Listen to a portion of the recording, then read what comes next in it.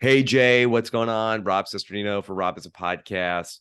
Jay, very sad to see you go out in the show Mhm. last night. How are you doing after that very exciting for some tribal council? Oh my gosh. Well, first of all, it's so great to be chatting with you, Rob. You know, I will say, even in the back of my mind through that chaotic tribal council, I always knew that as someone who loves Survivor, who loves gameplay, who loves these twists, who loves when things don't go the way that they're supposed to, there is some satisfaction in knowing that what happened at Tribal Council was something that I was going to appreciate as a viewer down the line. And the truth is, I really did. It was so fun to watch it back yesterday and put myself back in the place that I was, but also into the mind of the viewer. And it was edited so well. You didn't know what was going to happen. There was always this kind of specter of uncertainty throughout the entire episode. And honestly, it's just an honor to be a part of it. So I woke up in a Wow. great mood this morning. Okay, Jay. So can you just take us through from your perspective? What was your day like on the beach in terms of how things were going leading up into that tribal council? Absolutely. The first thing I'll say is that, this is the first portion of the game where I really feel like there are a lot of possibilities opening up for me because I have played the entirety of my game up until this point with essentially the same people, with the exception of Sean for, a short period of time and then right back to Reba.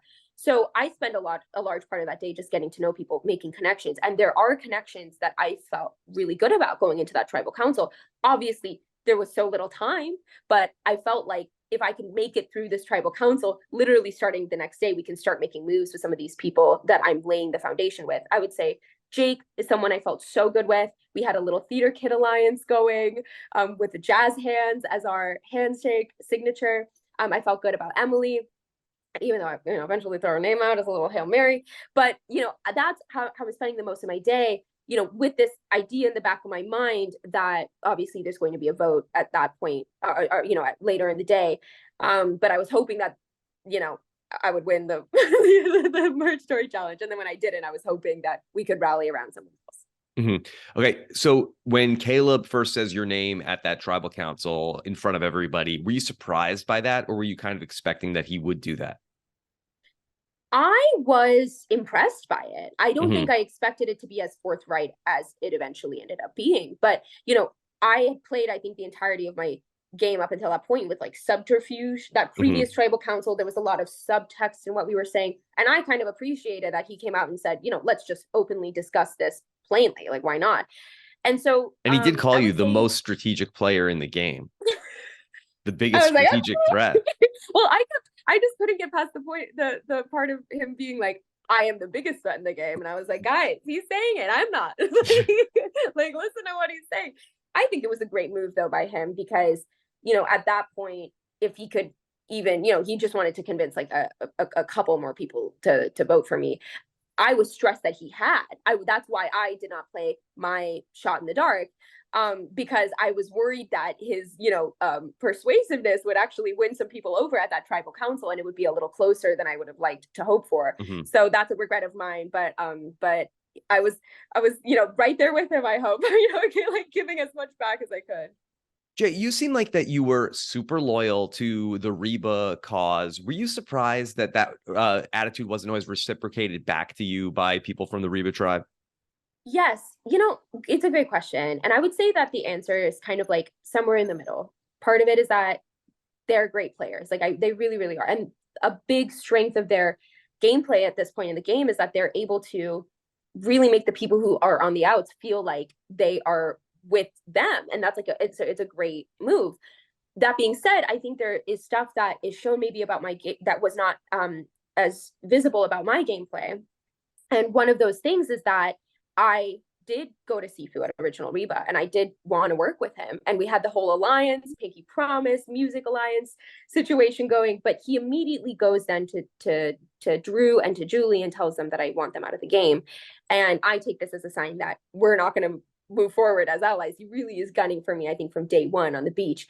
And I think that does contextualize a lot of my gameplay because going into the swap, I'm aware, of course, of these duos forming. I will say I'm not as aware how strong they are as a unit of four, but I am aware separately of these duos and the fact that there is discussion between them. But going into the swap, I thought, finally, this is my opportunity to wiggle myself a little bit more into this alliance that I would love to be a part of, because now I can form the majority with Dee and Julie in the swap. And I think that's where my read really started to go awry, because I did think, because we were working together, that there was a chance that we could continue working together in the merge. So I do want to talk more about original Reba, but could you just tell us from the live tribal council, like, and you said you seem like you thought it could be 50-50 when you cast your vote on the tie break. What was going wrong from your perspective? In the last tribal at the council live yesterday? tribal when we got to the revote. Oh, to the revote.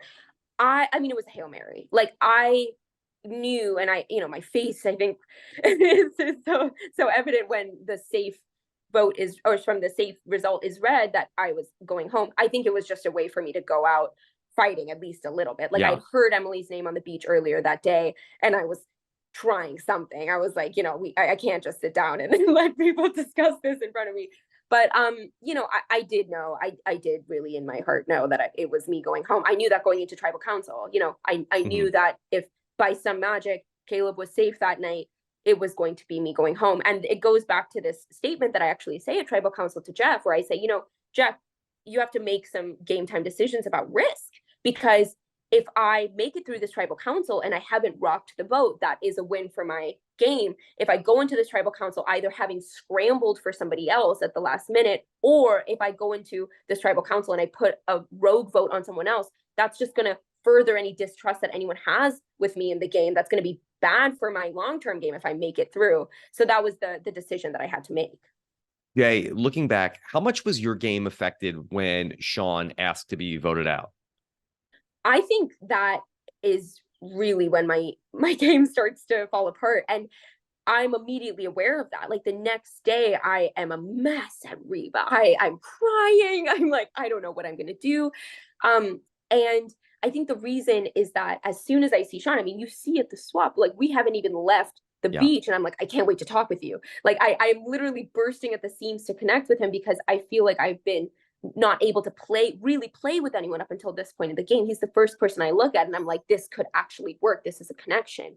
And I was really looking forward to potentially there being a situation where we were able to get Sifu out, and then it would be me and Sean and then Dee and Julie. We would be a little bit more on equal footing going into a merge situation. So I think from that point on, I felt forced to scramble a little bit, which is exactly what I didn't want to do, but I ended up doing it anyway. And I offer to Dee and Julie to be a potential decoy vote if we lost the tribal council. I didn't actually ever end up going to Sifu and saying, I voted for you, but it was something that I was prepared and planning to do if we lost tribal council and we're going to, if we lost the immunity challenge and we're going to tribal council, because at that point I was worried that he had an idol and that he would just idle me out. So I wanted him not to play it.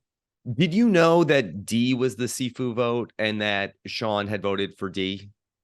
Yes, I know both. I knew both of those things, both because D pulled that audible at tribal council with Julie, and also we talked about it when we came back to the beach. Like, I did know that it was her. And did you just at that Sean vote decide to make an executive decision of, okay, I'm going to give Sean what he wants and call off the Sifu blindside? Yes, I think it was a couple of things. The first, I mean, to be very frank, I didn't know that we could keep someone who has to leave the game, which I think in retrospect, maybe I should have known that because we were voting, right? Like, we were voting, but I obviously hadn't seen the context of the Hannah Tribal Council where they didn't vote. So that was the first thing. And I love Sean. Sean's the best. Like, I wanted to be in that moment, I wanted to do what I perceived to be the right thing and give him what he wanted. So that was definitely part of the decision. I think, it probably existed outside of the game. Like, it was not my ideal scenario, but maybe if I had thought about it differently, I would have continued with the Sifu blindside. How exciting would that have been from a television perspective? Very exciting. So can you go back to when you were at Reba, did you have any sense of the advantages that Austin and Drew were piling up? I didn't. I think part of it is that they I think if I remember correctly, like, some of these advantages weren't discovered until a little bit later in original Reba, like toward the tail end. That was part of it. And then part of it was that they were great at hiding it. I had a sense that somebody had something, to be really honest. But I thought it was Sifu because I think a lot of us did actually think that Sifu had something. I have this horrible, gross story where Sifu leaves once to go use Coconut Grove, which is use the restroom. Got it. And I think that he is going to hide an idol that he had, like re-hide an idol that he has. So I go to the spot where he had gone. Oh no. And I start digging. Don't It's a bad do story. I no. don't need to finish it. No. Oh my God, Jay. But that's how much I thought Now anyway, I know why you had a vendetta against Sifu after that. That's why. I'm kidding. I don't think I've told anyone that story. I think it's so funny. I'm like, this I'm glad you can laugh about it, Jay. Exactly. But you know, I did think somebody had it, but I did not know that it was Austin and Drew. And again, it goes back to what I was saying earlier, like great players. I got to play with great players, you know? Okay, let's go back to the amulet. Did you have any idea how badly Austin wanted the sandwich and how upset he was with you for costing him the sandwich? I would say it's been so fun to watch that back because it's so funny. This is the kind of stuff that I find funny. You know, I knew that he wanted the sandwich because he has this iconic line where he's like, "I'm going to be honest, I'm leaning sandwich," and I remember being like, "That's so funny." I wanted the amulet. I think he was so good though at convincing us by the end that he was with us, and we didn't perceive there to be this lingering sandwich related vendetta, even though it is the funniest thing ever. I mean, taking those amulets is a big regret of mine. I think I was just at a point in the game where I was very desperate to work with new people, and I wanted it to be true more than I thought it was true, that it could, you know, work out. And, you know, Kelly was somebody who was vulnerable, correct, at that vote. I mean, did you and Austin have any conversation of like, hey, should we try to get this amulet to be a little bit more powerful? Yes, you know, I definitely thought about it at different points in Mergatory, but I just felt like Kelly was very well insulated and that we would not be able to get the votes on her in the way that we would be able to get them on Caleb. Potentially Emily, whose name I'd heard once or twice on the beach that day as well. Do you have any other fun stories about everybody being on the same beach together? Oh my gosh. Well, yeah, there's so many wonderful stories. I think I loved I think something that I will always remember is that there was a moment in the swap where day 10, it's the worst rainstorm you could possibly imagine. And these shelters, you know, they're doing so little for you. As you know, Rob, you know, when the rain starts pouring, you are soaking wet. The water is coming through every nook and cranny of these sticks. And we are like miserably just like lying on the ground, soaked through to the bone. It's freezing. There's wind. It's pitch black. And I remember being like, I think that the sun will never come up. And that's a night I will always remember because, you know, you really do bond with the people that you're going through stuff like that with. And then in the morning, the sun came up and there was a rainbow. And I was like, yes, it was like, you know, how the angels sing when the clouds part. And that's part of the reason that I say this is my best Survivor day, because I was just so happy that it was over. And those are the moments that I like look back on and I smile about, because that's what Survivor is. Like, you're not playing this game in a vacuum. You're playing it with all of these other crazy circumstances.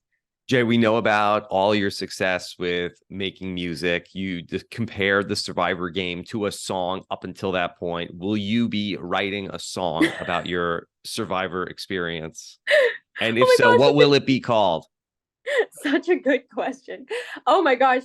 I think why don't we say that it's a song about the sun coming up? Because I feel like that's such a good metaphor. And I think, yeah, like that we can, maybe it's a la Tomorrow from Annie the musical. Okay. something similar to that. But yeah, no, that I took so many positives from this experience. Like I really wanted this experience for the adventure. Like I, you know, since I was a kid, dreamt of doing something like this. And I felt like every single second, no matter how miserable I was really soaking it all in. No pun intended with the rain. I was actually soaking it all in. Yeah. But I just want to, like, I say that in my final words yesterday in the episode, but I want to reiterate that this was like really the adventure of a lifetime. And I'm just so grateful I got to do it. So It of was course I an made sure. adventure for you, Jay, that you have a great attitude, but you're going to go on and do so many amazing things following Survivor. So I'm glad you got a great experience, but don't say it's the adventure of a lifetime, An because I adventure think of a you've got a lifetime. lot more adventures that are going to be coming up. I appreciate that so much, Rob. Thank you. Jay, so nice to talk to you. All the best outside Survivor, okay? Bye. Have a good Bye. night.